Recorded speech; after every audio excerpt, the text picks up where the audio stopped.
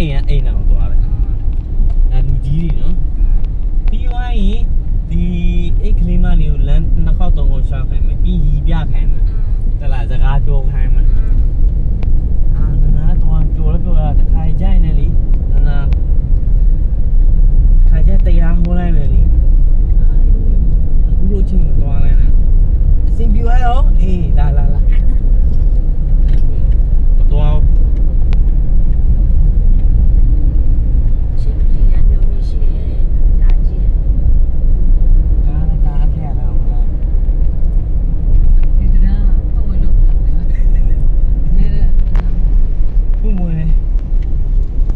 ကာကြီးတက်လို့အဆင်မပြေဘူးဒီလားတလားမကျောင်းတယ်နော်အားနေနေမြည်ကာကြီးမတက်ရဘူးလားပြောလားမဟုတ်လေဘူးအခုသူဘလို့တနိုင်မဒီဝိတ်แล้วဟုတ်တယ်နော်သူရပါလားဒီဝေးရကြည့်တယ်ဆိုတင်းတော့ဒါရလဲကြောက်လို့တော့ကောင်းတယ်ဟုတ်တယ်ကျိုးတယ်ရန်ကုန်ကမှပြီးမှကြီးဆုံးလာဒါမဲ့ရှေရောရှေတာ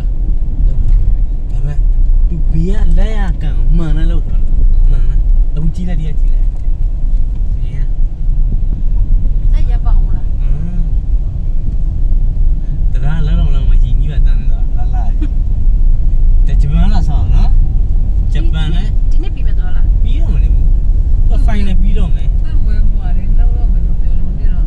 မင်းလည်းလာ